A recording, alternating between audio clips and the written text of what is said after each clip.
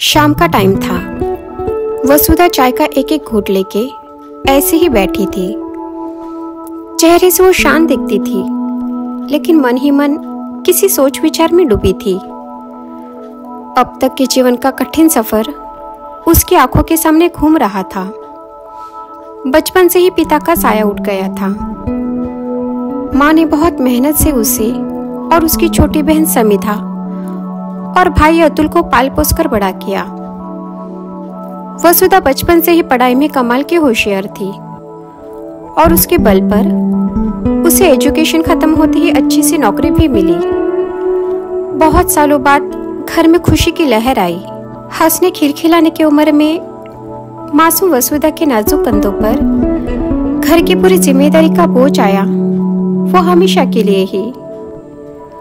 वसुधा बहुत ही जिद्दी और मेहनती थी। समिधा और अतुल को अच्छा एजुकेशन देकर उनको अपने पैरों पे खड़ा करने के लिए उसने अपनी जिंदगी न्यौछावर की।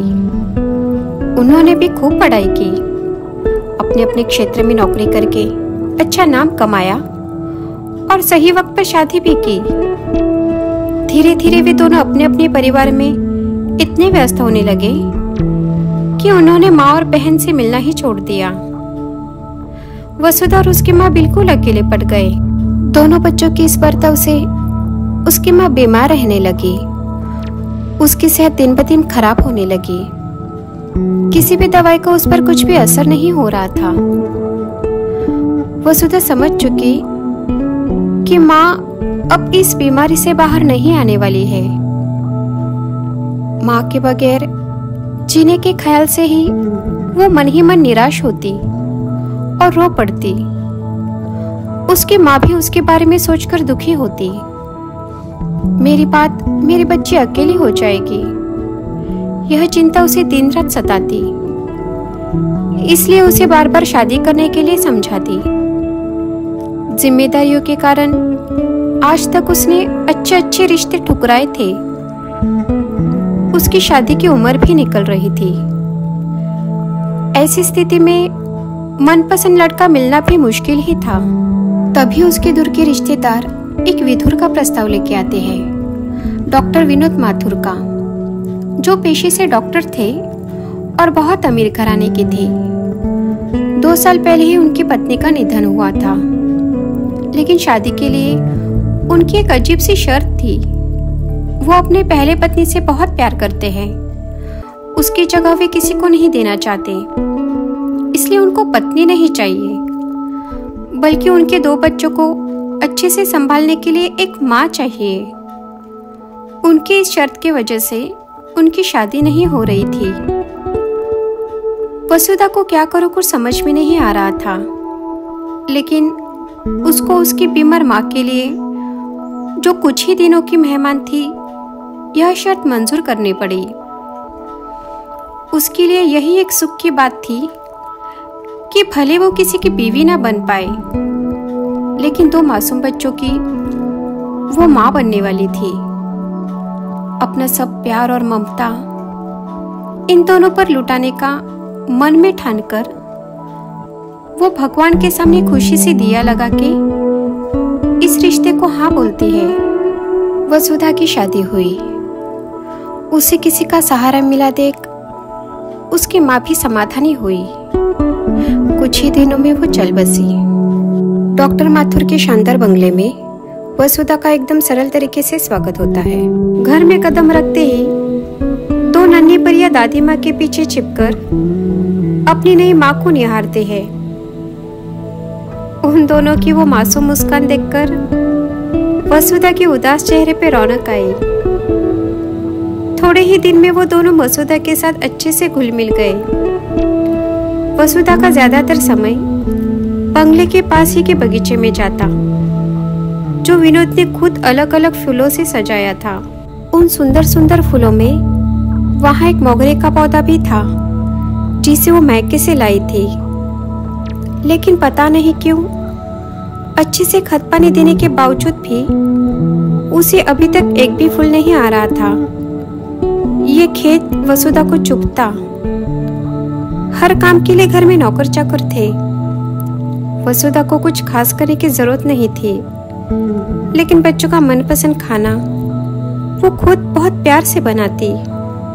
घर के कामों पे वो खुद देखरेख करती। घर के लिए कुछ नियम भी लगवा दिए, जैसे कि सुबह की आरती, रात को सब एक साथ होके खाना खाना। इससे आपस का प्यार और मेलजोल और बढ़ने लगा।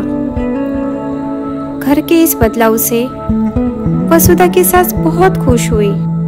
विनोद की भी स्थिति कुछ अलग नहीं थी।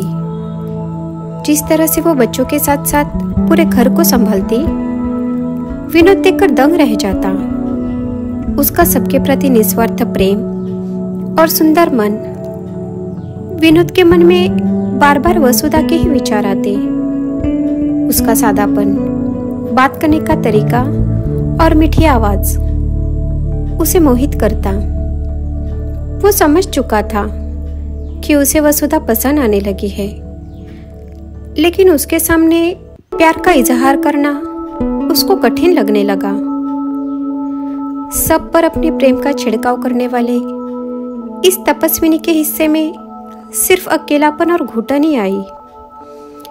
इस सोच से विनोद का मन व्यथित हुआ।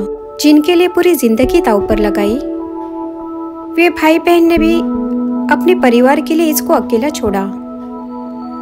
और 2 बच्चों के होते हुए भी जिससे भगवान के सामने शादी की, वो मैं विधुर ने भी अपना स्वार्थ ही देखा।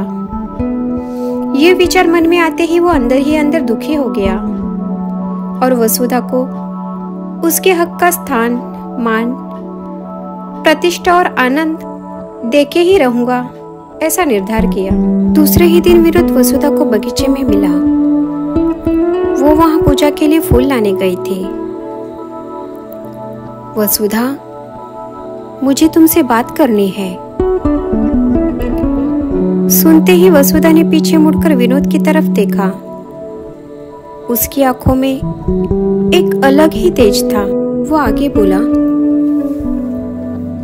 वसुधा, तुम्हारे जैसा सरल, सुंदर, निर्मल व्यक्तिमत्व मैं मेरी जिंदगी में पहली बार देख रहा हूँ। कितना कुछ कर रही हो तुम हमारे लिए, वो भी किसी से कोई उम्मीद रखे बिना। कितनी आसानी से तुम हमारी जिंदगी में आई और मेरे बच्चों को बहुत प्यार करने वाले माँ बन गई। इस बेजान घर की स्वामिनी बनी। सच बताऊं वसुधा, अब तुम मेरी जिंदगी बन गए हो। तुम्हारे सात्विक प्रेम में मैं खो गया हूँ। अब मुझे भी तुम्हारे हिस्से का सुख देने दो। तुम्हारे सुंदर मन में मेरे प्यार के लिए थोड़ी जगह दोगे ना?